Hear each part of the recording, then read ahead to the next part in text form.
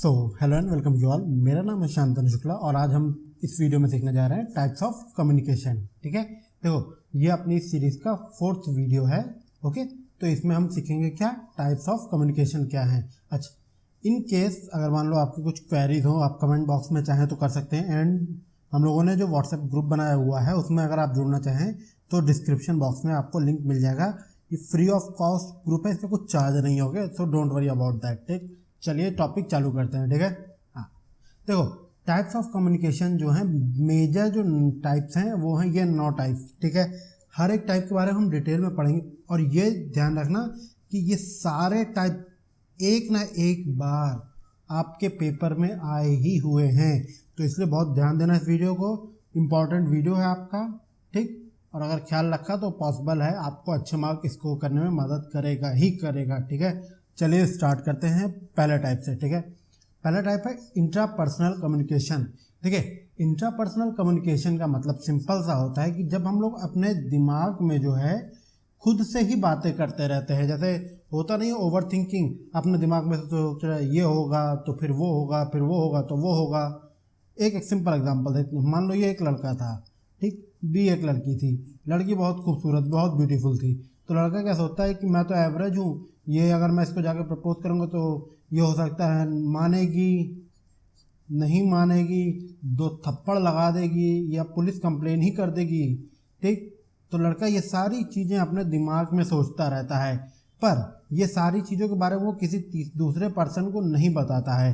तो जो कम्युनिकेशन होता है वो क्या होता है, ए से बी तक जाता है कम्युनिकेशन। ठीक, पर ये क्या कर रहा है, ए जो है अपने दिमाग में ही बातें सब कर रहा है, तो ये है आपका इंट्रा पर्सनल कम्युनिकेशन।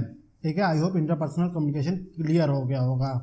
अच्छा, इसको ट्रांसेंड कम्युनिकेशन भी कहते हैं। इसका मतलब ये होता है, ट्रांसेंडेंटल का कम्युनिकेशन मतलब होता है जो लोग मर जाते हैं, जैसे हम लोग कहते हैं ना आत्मा से बात कर रहे हैं, तो जो आत्माओं से बात करने वाला कम्युनिकेशन है वो भी आपका इंट्रा पर्सनल, ध्यान देना इंट्रा है, इंटर नहीं, इंट्रा पर्सनल कम्युनिकेशन, खुद से ही बात करना या आत्माओं से बात करना। ठीक, अब आता है इंटरपर्सनल कम्युनिकेशन।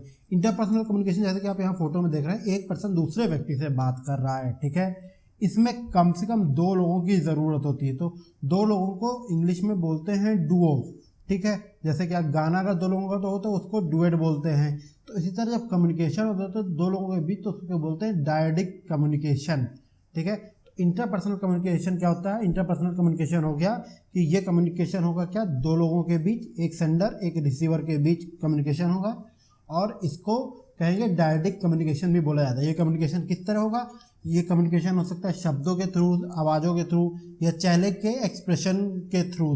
ठीक है, गेस्चर एंड पोस्चर के थ्रू। अच्छा, इसमें क्या होता है, इस तरह कम्युनिकेशन में हमको तुरंत फीडबैक मिल जाता है कि सामने वाला क्या सोच रहा है या सामने वाला क्या चाहता है। ठीक, अगला टाइप है ग्रुप कम्युनिकेशन। देखो ग्रुप कम्युनिकेशन क्या होता है, जब जैसे यहाँ पे आप देख रहे हैं मीटिंग में सारे लोग बैठे हुए हैं, तो ये लोग आपस में बात कर रहे हैं, जैसे ये इससे भी बात करेगा, इससे बात करेगा, इससे, जैसे जितने भी लोग बैठे हैं 1 2 3 4 5 6 7, जैसे ये 7 लोग बैठे हैं, तो ये 7 लोग आपस में बात कर रहे हैं एक दूसरे से ताकि किसी एक नए आइडिया तक आ सकें।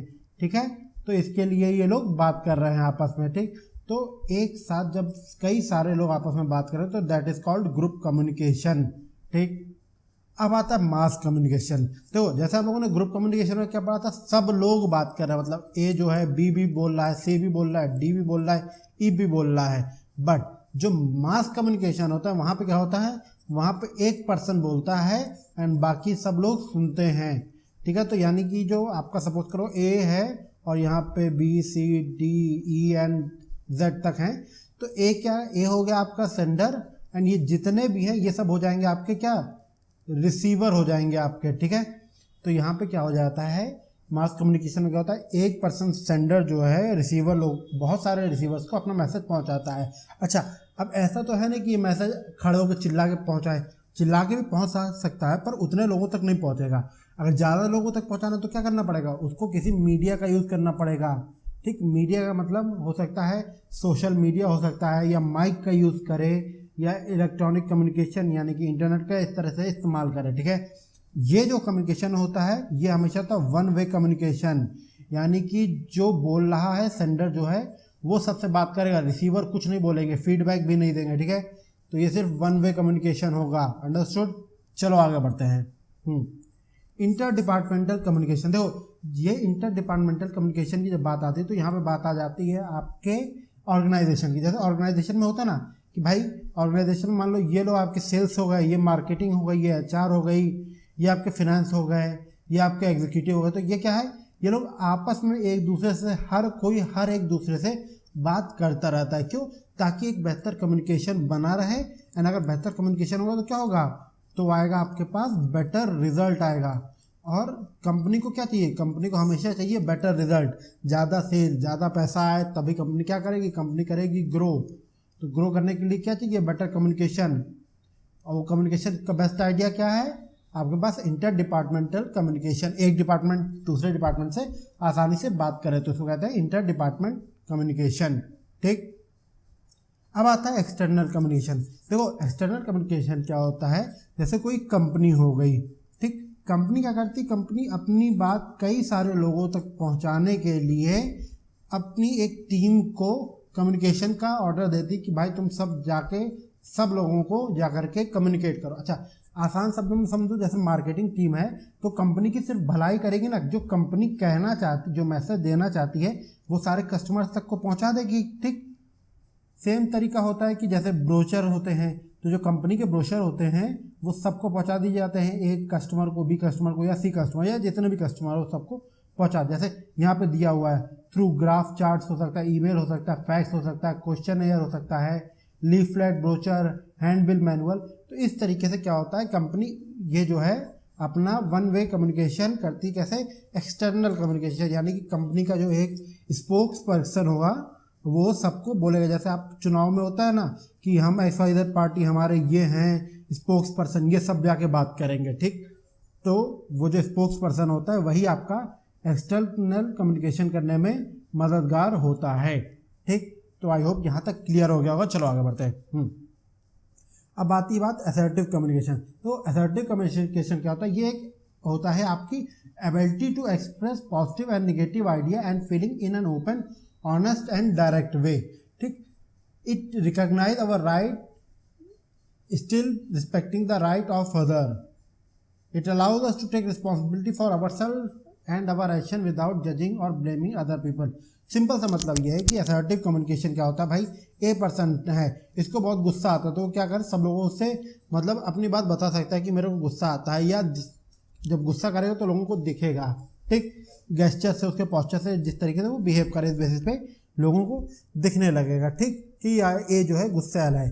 बट जब असर्टिव कम्युनिकेशन, तो ए को इस बात की रिस्पॉन्सिबिलिटी लेनी पड़ेगी कि अगर उसके गुस्से की वजह से कोई गलत चीज़ का रिजल्ट आया या उसकी गुस्से की वजह से कोई ऐसी हरकत हुई जिसके रिजल्ट खराब था, तो ये जिम्मेदार होगा उसका, ठीक। अब देखो क्या हुआ, इतने हमने टाइप्स ऑफ कम्युनिकेशन पढ़े। अब आ जाती है आपकी कलर थ्योरी। देखो हर एक जो कलर होता है आपका वो अलग अलग चीज़ें दर्शाता है। जैसे मान लो अगर हम बात करें ग्रीन कलर की, ठीक है, तो ग्रीन कलर का क्या होता है, ज़्यादातर अगर हम लोग भाई स्ट्रीट लाइट में देखेंगे तो मान लेंगे कि आगे चलो, या ग्रीन कलर शांति भी होती है, नेचर का भी जो प्रदर्शन करा जाता है वो ग्रीन कलर से करा जाता है। जैसे रेड कलर हो गया तो इसका कॉन्फिडेंस का भी मतलब होता है, अलाइव मतलब भी होता है, ग्लोइंग मतलब भी होता है, और साथ में साथ डेंजर भी मतलब होता है, ठीक। तो इसी तरह हर कलर जो है एक आपका रिप्रेजेंट करता है कि इस कलर का मतलब क्या है, ठीक है। तो अगर आप लोग पढ़ना चाहें तो यहाँ पे इसको पॉज कर लीजिए, नोट कर लीजिए, तो आप पढ़ सकते हैं कि कौन सा कलर क्या चीज़ शो करता है, ठीक। वैसे ये इतना डीप में जाने की आवश्यकता नहीं, बट स्टिल नॉलेज के लिए मैंने बता दिया तो आपको थोड़ा सा आइडिया अपने आप लग जाएगा। ओके, अगला देखते हैं। अगला है साइन कम्युनिकेशन। देखो हर बार ज़रूरी नहीं है कि हम लोग कोई चीज़ बोल करके ही अपनी बात कम्युनिकेट करें। जैसे कई बार क्या करते हैं, कुछ जो साइन होते हैं उससे हमें पता चल जाता है कि इस साइन का मतलब क्या है। जैसे हम लोग जाते हैं तो ट्रैफिक लाइट होती है, जो ट्रैफिक लाइट में क्या होता है, 3 लाइट होती है। रेड लाइट मतलब होता है स्टॉप होना, ठीक। येलो लाइट का मतलब होता है रेडी हो जाओ, ठीक। एंड ग्रीन लाइट का मतलब होता है गो, ठीक। तो ये चीज़ कोई बोलता नहीं है वहाँ पे कि रुको, रेडी हो जाओ और जाओ, नहीं, ये सिर्फ सिग्नल हमें बता देते हैं। सेम चीज़ जैसे अगर ये कहीं पे बना हुआ तो हम समझ लेंगे कि चाय पानी की जगह है जहाँ कॉफ़ी वगैरह मिल जाएगी, ठीक। जैसे ये साइन दिया हुआ है तो ये पता चल जाएगा कि बार बार का साइन है। जैसे ये दिया है तो मोस्टली वुमेन्स रूम है, ये टेलीफोन के लिए आपको दे रखा है, ये शार दे रखा है, टेलीविज़न दे रखा है, नो स्मोकिंग जोन दे रखा है, फायर एक्सटिंग्विशर है, बस है, हैंडीकैप लोगों के लिए है। तो इस तरह के ये जो सिग्नल होते हैं, ये इन सिग्नल्स का अपना एक मीनिंग होता है जो अपना एक कम्युनिकेशन में यूज होता है और हर एक सिग्नल का प्रॉपर मीनिंग होता है। ठीक, ये कहलाता है साइन कम्युनिकेशन। ठीक, अब देखो क्या होता है कि ये सारे तो हो गए आपके टाइप्स ऑफ कम्युनिकेशन। अब बात आती है कि कम्युनिकेशन जो करते हैं वो कम्युनिकेशन करने में हमें कुछ चीज़ों का ध्यान रखना पड़ता है। वो चीज़ें क्या होती हैं, 7 C's, कि मतलब हम जब कम्युनिकेट कर रहे हैं तो कुछ चीज़ें प्रॉपर होनी चाहिए। क्या क्या होनी चाहिए, वो हैं ये 7 C's। वो 7 C's क्या क्या हैं, अब उसके बारे में बात कर लेते हैं। कंप्लीटनेस, पहली चीज़ है कंप्लीटनेस, यानी कि जो आप मैसेज भेज रहे हो वो पूरा कंप्लीट होना चाहिए। ऐसा नहीं कि आधा मैसेज भेज दिया आधा नहीं, तो वो पता चला दूसरा आदमी आपने गुड़ मंगाया था वो गोबर लेकर के चला आ रहा है। ठीक, तो पूरा मैसेज लिखना पड़ेगा, पूरा मैसेज भेजना पड़ेगा।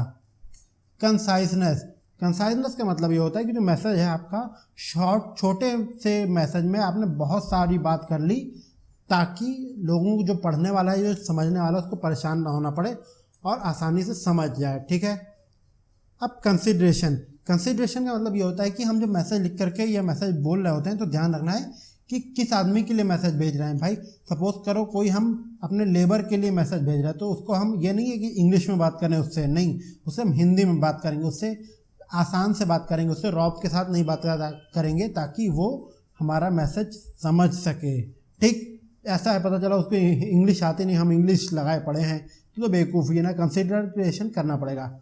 अब रही बात कंक्रीटनेस की, use of concrete, clear and definite information. Concreteness का मतलब क्या है, जो भी आप बात कर रहे हो वो बात आपकी बिल्कुल क्लियर होनी चाहिए, पुख्ता होनी चाहिए, ऐसे गेस वर्क नहीं चलेगा। ठीक है, कंफर्म बात करो ताकि कोई गलत काम ना हो जाए। ठीक, क्लैरिटी, अच्छा जब हम मैसेज भेजते हैं तो हम एक बात का ख्याल रखते हैं कि अगर मैसेज जिसको भी मिलने वाला है, जो भी पढ़ने वाला है, वो मिनिमम एफर्ट यानी कि कम से कम एफर्ट्स के साथ ये मैसेज को डिकोड कर ले, और जब मैसेज को डिकोड कर ले तो वो समझ सके कि मैसेज भेजने वाला कहना क्या चाहता है।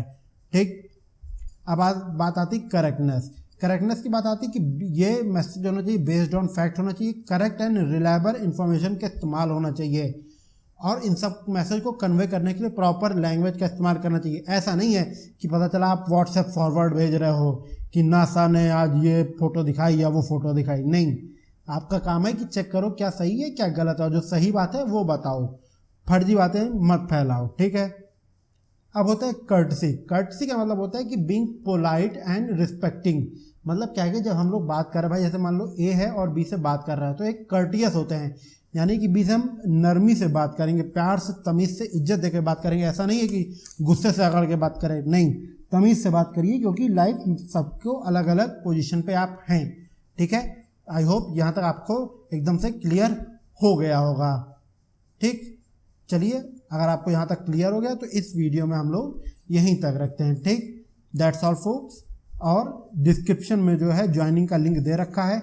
इन केस आपको लगे कि हो सकता है बेनिफिशियल हो या कोई क्वेश्चन रह गया हो तो वो लिंक में क्लिक करिए, आप पहुंच जाएंगे सीधे लैंडिंग पेज में। मेरा व्हाट्सएप नंबर भी दिया रहेगा तो आप उस पर भी कांटेक्ट कर सकते हैं। ठीक है, wish you all the best for your examination, have a good day, good bye.